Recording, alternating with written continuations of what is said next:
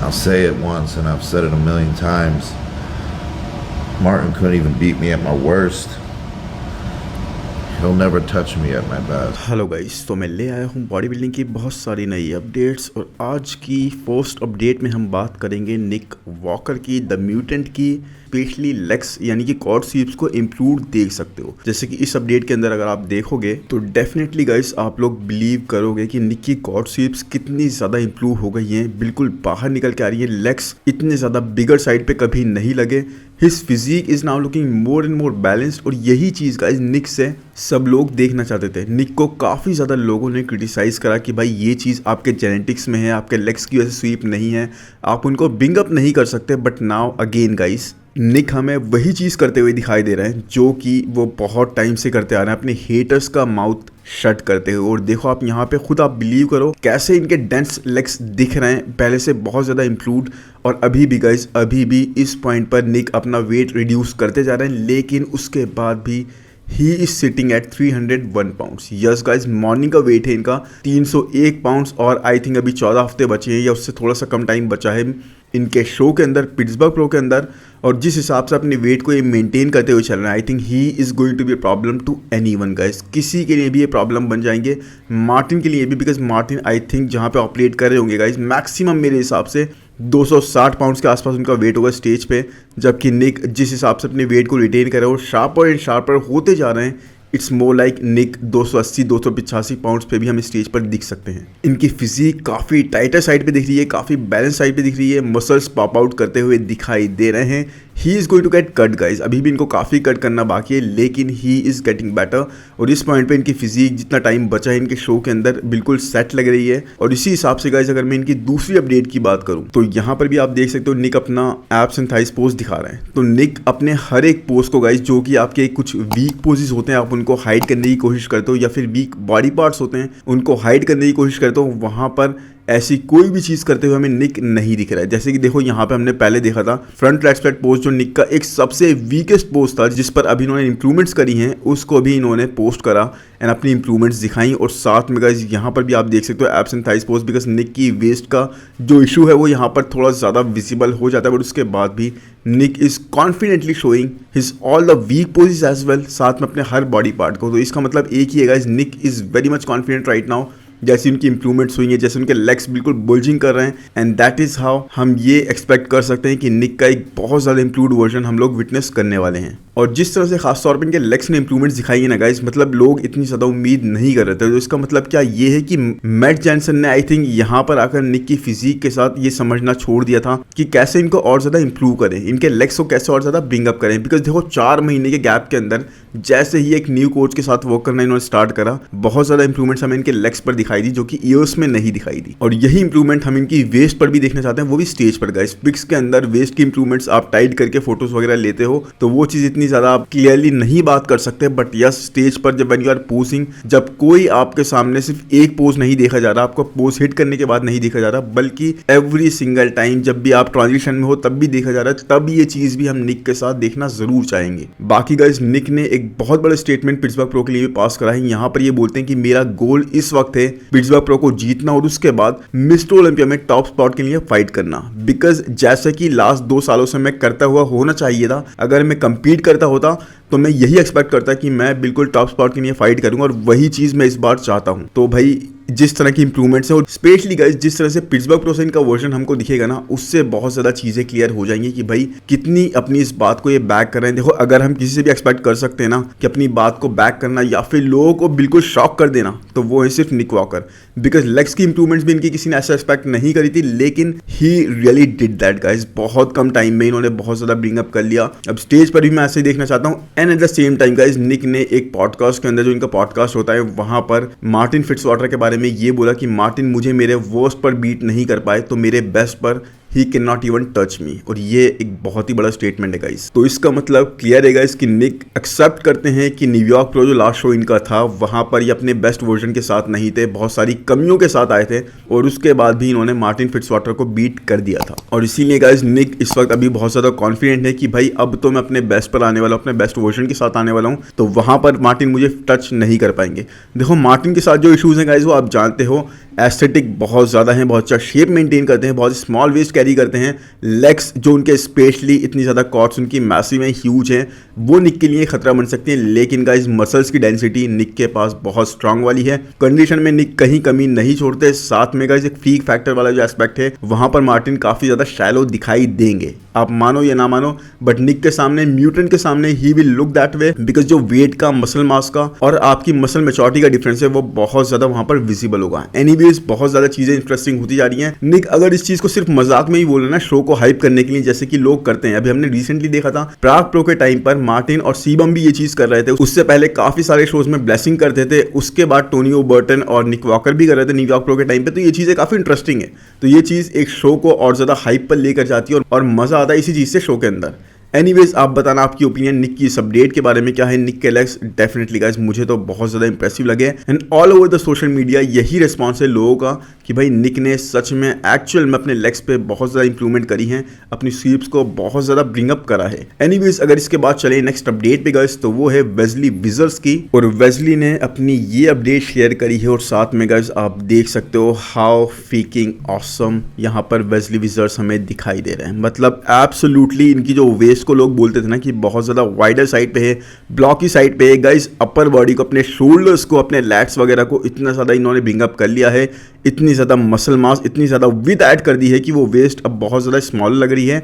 और वो चीज अब कोई नहीं बोलेगा कि ब्लॉकी साइड पर है, बिकॉज वही है ना, जिस तरह से अपनी अपर बॉडी के साथ आप प्ले करते हो, जिस तरह से उसको ब्रिंग अप करते हो, तो आपकी वेस्ट एक इल्यूजन क्रिएट कर ही देती है स्मॉलर होने का, और वही चीज यहाँ पर विजिबल है गाइस। मतलब बहुत जबरदस्त देखो इनके आर्म्स वगैरह सब ब्रिंग अप लग रहे हैं, बहुत ज्यादा फुलनेस कैरी करते हुए दिख रहे हैं। और यहाँ पर वेस्ली विजर्स ने हमें बताया भी था कि ये वो गलती जो मिस्टर ओलंपिया के टाइम पर करी थी इन्होंने, वो नहीं रिपीट करेंगे, क्योंकि बहुत ज्यादा ओवर डाइट कर दिया था और इससे फुलनेस वगैरह इनकी बहुत सैक्रिफाइस हो गई थी, बहुत ज्यादा डिप्लीटेड मसल्स, फ्लैट मसल्स के साथ थे मिस्टर ओलंपिया के स्टेज पर। उस गलती को रेक्टिफाई करने के लिए उन्होंने इस बार क्या करा, बहुत ज्यादा फुलनेस के साथ ओवर डाइट ना करते हुए, अपने मसल्स को रिटेन करते हुए, कार्ब्स को ना डिप्लीट करते हुए अपनी फिजिक को, अपने प्रेप को चला रहे हैं। और इसीलिए गाइस मसल्स देखो इनके कितने फुलनेस दिखा रहे हैं। सच में गाइस इनकी फोर आर्म्स से हो, फोर आर्म्स तक इतनी ज्यादा रिप्ड, मतलब मैं नहीं देख पाता इतनी, आई थिंक मुझे अभी तक नहीं याद मैंने इतनी रिप्ड फोर आर्म्स किसी की भी देखी होंगी। दोनों तरफ देख लो आप कैसे कट्स वगैरह पड़ रहे हैं, वैस्कुलरिटी वगैरह दिख रही है फोर आर्म्स तक के अंदर। Arms are really good, massive, lats पूरी तरह से फ्लेयर कर रहे हैं। मतलब फिजिक बहुत ज्यादा ना ऑन पॉइंट लग रही है, बहुत ही ज्यादा। और कंडीशन के हिसाब से, मेरे हिसाब से अभी जैसे 4 हफ्ते बचे हैं सिर्फ आर्नो क्लासिक में, मुझे लग रहा है ये कहीं से भी लैग कर नहीं रहा है कंडीशन में, इनफैक्ट स्केड्यूल से आगे ही लग रहा है उसके बाद भी। और उसके बाद अगर इनके इस बैक पोस्ट की बात करें तो मैन आई थिंक यहाँ पे कोई कंपटीशन नहीं है वेस्ली का इन टर्म्स ऑफ इनके शोल्डर्स या फिर इनके आर्म्स। जिस तरह के स्ट्राइशंस, नेचुरल वाली स्ट्राइशंस इनके आर्म्स और इनके शोल्डर्स वगैरह प्रेजेंट करते हैं ना man, these are some very rare things. मतलब ओपन डिवीजन में अगर मैं बात करूं तो माइकल क्रिजो ही ऐसी प्रेजेंट कर पाते हैं, बट आई थिंक उनको भी इस चीज में ये बीट कर देंगे। जिस तरह के स्ट्राइशंस और नेचुरल लुक, एस्थेटिक वाला लुक इनके शोल्डर्स वगैरह में आता है मैन, अलग ही फाइबर्स विजिबल हैं। बैक को बहुत ज्यादा ब्रिंग अप करा गया है, फोर आर्म्स आप देख सकते हो यहाँ पर भी वैसी रिप बिल्कुल श्रेडेड दिखाई दे रही है। बैक पे बहुत ज्यादा डिटेल्स एडेड है और बहुत ज्यादा मास, बहुत ज्यादा लैट्स पर थिकनेस ऐड करी गई है नीचे तक, तो वो चीज बहुत अच्छी निकल के आ रही है। लेकिन गाइस वही इशू है, एक लेग्स क्यों नहीं प्रेजेंट कर रहा है, बिकॉज वही है ना कि आपका जो बॉडी पार्ट आप थोड़ा कॉन्फिडेंट नहीं होते हो या फिर जहां पर थोड़ी बहुत कमी होती है वो आप प्रेजेंट नहीं करते। और इनकी रिसेंट अपडेट्स में हम यही देख रहे हैं कि अपर बॉडी बिल्कुल सॉलिड लग रही है, इसमें कोई डाउट नहीं है। No one has any issue कि भाई वेस्ली को मोस्ट क्लासिक एथलीट बोला जाए, लेकिन लेग्स की बात, वही कंप्लीटनेस की बात यहाँ पर इनको थोड़ा सा रोक रही है मेरे हिसाब से गाइस, बिकॉज अपडेट्स में भी ये प्रेजेंट नहीं करो, और साथ में इतने कम टाइम में वी कैन नॉट एक्सपेक्ट कि यस इतनी जल्दी इनके लेग्स इतने ज़्यादा ब्रिंग अप होंगे, और इनको वो चीज़ चाहिए ही चाहिए, नहीं तो इनके लिए खतरा बहुत ज़्यादा बन जाएगा। बट इसका मतलब ये नहीं है कि इसके आर्नो क्लासिक में ये जीत नहीं सकते हैं, बहुत ज़्यादा स्ट्रॉन्ग चांसेस हैं वेस्ली के वहाँ पे जीतने के, बिकॉज जिस तरह से लास्ट ईयर भी आए थे और जो इन्होंने गलती करी उसको रेक्टिफाई भी कर रहे हैं। साथ में क्लासिक लुक के मामले में अगर मैं बात करूँ तो गाइस माइक से ज़्यादा ही क्लासिक है Wesley. I think definition classic division की जो बोले जाते हैं वो वेस्ली विजर्स को इसीलिए बोला जाता है because he is totally crazy level aesthetic, और यही चीज़ है। लेकिन एक चीज़ और है गाइस जो इनके कॉन्फिडेंस का थोड़ा सा कम होना बताती है, वो है डिट्रॉय प्रो। यस, अब डिट्रॉय प्रो के बारे में क्या, डिट्रॉय प्रो के बारे में इन्होंने अनाउंस करा है कि मैं डिट्रॉय प्रो में कंपीट करूंगा।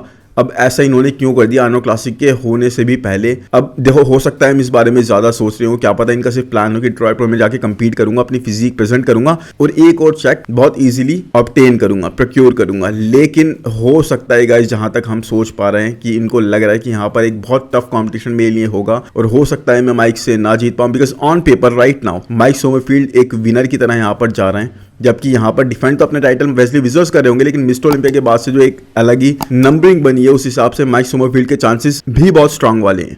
तो यही वेस्ली ने सोचा होगा कि यहाँ पर अगर मैं नहीं जीता तो भाई डिट्रॉय प्रो में जीत कर क्वालिफाई कर जाऊंगा मिस्टर ओलंपिया के लिए, और इसीलिए आई थिंक इन्होंने अनाउंस करा है कि यहाँ पर मैं कंपीट करूंगा। एनीवेज आप बताओ यहाँ पर वेस्ली का आपको ये प्लान कैसा लगा या फिर इनका डिसीजन कैसा लगा? मेरे हिसाब से गाइस आई थिंक वेस्ली अगर सिर्फ एक साल का, पूरे एक साल का गैप भी ले लें और सिर्फ अपनी इंप्रूवमेंट्स पे यानी अपनी लेग्स को बिंग अप करने पे टाइम लगा देना, अपनी अपर बॉडी को चाहे थोड़ा सा गिरा भी दें, साइज में रिड्यूस कर दें, डाउन साइज कर दें, उसके बाद भी तब भी इनके लिए बहुत अच्छा टाइम जाएगा। बिकॉज जैसे ही इनके लेग्स थोड़े से भी प्रोपोर्शनेट और ज्यादा हो जाते हैं अपर बॉडी के, he is going to be a threat. और सच में लेगेसी अपनी क्लासिक डिवीजन में बहुत लंबे टाइम तक वेस्ली विजर्स बना सकते हैं। एनीवेज आप बताओ इनकी अपडेट कैसी लगी आपको? एनीवेज इसके बाद अगर बात करें नेक्स्ट अपडेट की गाइस, तो वो है माइकल क्रीजो की। और माइकल क्रीजो के शोल्डर्स का एक लास्ट चेक अभी हुआ था और अब ये पूरी तरह से यानी 101% गाइस पूरी तरह से फिक्स हो चुके हैं, मतलब इनके शोल्डर्स रिकवर हो चुके हैं। अब ये पूरे जोर शोर से ट्रेनिंग कर सकते हैं। वैसे तो ये चीज ऑलरेडी बहुत टाइम से कर ही रहे थे, लेकिन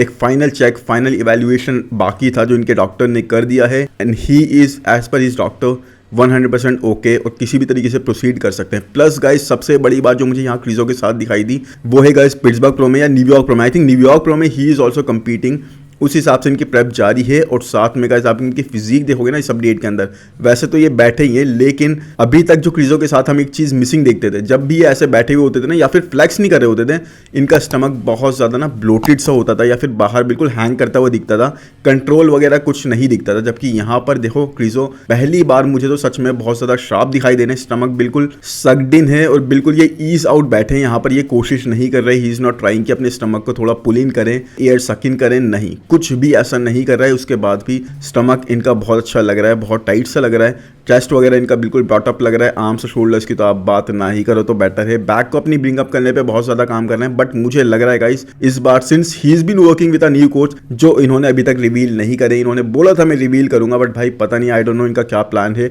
या फिर हो सकता है आने वाले वीक्स में रिवील करें। लेकिन it's been a long time जब इन्होंने बोला था कि मैं जल्दी ही रिवील करूंगा, और वो जल्दी अभी भी नहीं हुई। और इसी हिसाब से गाइस लगता तो यही है कि आने वाले टाइम में भी ये जल्दी ही रिवील नहीं करने वाले। बट यही है, एक न्यू कोच के साथ, न्यू अप्रोच के साथ वर्क करते हुए इनकी फिजिक में इंप्रूवमेंट्स, चेंजेस दिखाई दे रहे हैं, इनकी वेस्ट में कंट्रोल दिखाई दे रहा है, और साथ में ये साइड चेस्ट पोज जो हिट कर रहा है यहाँ पर गाइस, यहाँ पर भी मुझे थोड़ा सा बेटर वे में पोज हिट करते हुए दिखाई दे रहा है, अपने स्टमक को बिल्कुल ही टक्ड इन करते हुए। एनीवेज आप बताओ क्रीजो की अपडेट कैसी लगी? बाकी न्यूयॉर्क प्रो में जो एक बैटल ऑफ द म्यूटेंट्स है ना, मतलब यहाँ पर क्रीजो को मैं म्यूटेंट बोल सकता हूँ, तो निक के साथ जो इनकी बैटल होगी और गुड वीटो भी वहां पर होंगे, तो बहुत ही ज्यादा मजा आएगा, बहुत अच्छा मुकाबला हमें देखने को मिलेगा। सम ऑफ द बिगेस्ट आर्म्स हमें उस स्टेज पर दिखाई देंगे, और वहां पर इसीलिए गाइज मुझे लगता है कि क्रीजो जीत तो नहीं पाएंगे, अभी तक के चांसेस मुझे ऐसे नहीं लग रहे हैं, पास्ट रिकॉर्ड देखते हुए, दूसरे एथलीट्स को भी देखते हुए, लेकिन एक अच्छी बैटल, एक अच्छा हमें स्टेज पर समा बंधा हुआ जरूर दिखाई देगा, और इस चीज के लिए I am really really excited. Anyways इसके बाद अगर बात करें नेक्स्ट अपडेट की गाइज, तो वो है शॉन क्लेडा की। एंड शॉन क्लेडा की जो अपडेट आप देख रहे हैं 4 वीक्स आउट के हिसाब से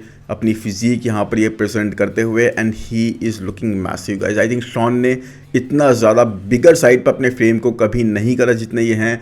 condition is on point guys, condition कहीं से भी मिसिंग नहीं है, मुझे नहीं लग रहा कहीं से भी लैक करते हुए दिखेंगे इन टर्म्स ऑफ कंडीशनिंग या फिर in terms of threads. Arnold classic में he is going to come with a perfection वाली फिजिक, लेकिन साइज का जो डिफरेंस है, हाइट का जो डिफरेंस है, वहाँ पर बहुत बड़ा रोल प्ले करेगा। बिकॉज इस बार का आर्नोल्ड क्लासिक गाइस बहुत ही एक स्टैक लाइनअप, टफ लाइनअप, और सच में जो एथलीट्स खुद को प्रूव कर चुके हैं, या तो मिस्टर ओलंपिया के टाइटल जीत चुके हैं या फिर आर्नोल्ड क्लासिक के टाइटल जीत चुके हैं, वो सारे एथलीट्स वहाँ पर होने वाले हैं। और वहीं पर गाइज एक इशू इनके लिए इसी चीज़ से आएगा। वैसे he is being very positive, very confident. अभी इनके एक पॉडकास्ट के अंदर इनके कोच ने ये भी बोला था कि भाई ये टॉप 4 भी आ सकते हैं, टॉप 5 भी क्रैक कर सकते हैं, लेकिन I am finding it a little bit difficult over here. देखो एक तो दूसरा रीज़न ये भी है कि इनके लेग्स हमने देखे थे मिस्टर ओलंपिया में, थोड़े डाउन साइज हमें ज़रूर दिखाई दिए थे, और यहाँ पर भी हम देख रहे हैं कि अपने लेग्स की अपडेट ये प्रेजेंट नहीं कर रहे हैं। भाई वेस्ली विजर्स वाला सीन दिखाई दे रहा है, तो थोड़ा सा भी इम्बैलेंस, जो कि आई बिलीव गाइज एज को लेके और साथ में लास्ट इनके कॉम्पिटिशन को देखते हुए आई टोटली बिलीव कि ऐसा हमें दिखाई देगा, और इसी वजह से कहीं ना कहीं ये लैग कर जाएंगे। मतलब जैसा लाइनअप है ना आर्नोल्ड क्लासिक का, you can not afford a small mistake. आप छोटी सी मिस्टेक करना भी अफोर्ड नहीं कर सकते, लेकिन वो आपके साथ होगी ही। और दूसरी बात, अगर आप ना भी चाहो तब भी गाइस ये साइज का डिफरेंस इन मास फ्रीक्स के बीच में, मैसिव बॉडी बिल्डर्स के बीच में आपके साथ जरूर रोल प्ले करेगा। मतलब देखो ना, Samson Dauda, Derek Lunsford, Andrew Jacked, William Bonac, Akim Williams, Brandon Curry, मतलब देख रहे हो क्या ह्यूज मॉन्स्टर्स हैं ये। तो मेरे हिसाब से यहाँ से इनके लिए बहुत मुश्किल टाइम होने वाला है, बट हाँ अपने बेस्ट पैकेज के साथ आएंगे, लेकिन लेग्स को भी वैसे ही प्रोपोर्शनेट इनको लाना बहुत ज़्यादा ज़रूरी है। बाकी बैक के मामले में, अपर बॉडी के मामले में मुझे नहीं लगता कहीं से भी ये लैग करते हुए दिखाई देंगे। और अब गाइस आज की नेक्स्ट अपडेट है विलियम बॉनेक की, जो कि अपनी 4 वीक्स आउट हमें अपडेट प्रेजेंट कर रहे हैं। और सच में गाइस देखो, 2 बार के आर्नोल्ड क्लासिक चैंपियन ही है, 2018 के और 2020 के, और उसके बाद रनर अप भी रह चुके हैं ब्रैंडन करी के सामने। आई थिंक 2022 वाला आर्नोल्ड क्लासिक था वो, बट एनीवेज 2022 नहीं तो 2021 वाला होगा, मुझे सही तरीके से याद नहीं है उस बारे में। बट अगर इनकी फिजिक आप यहाँ पर देखोगे तो आपको बहुत ज़्यादा फुलनेस कैरी करती हुई दिखाई देगी। और स्पेशली इनके लेग्स का जो इशू देख रहे थे ना हम रिसेंट कुछ अपडेट्स में या फिर कुछ शोज के अंदर, कि इनके लेग्स डाउन साइज दिखाई दे रहे थे।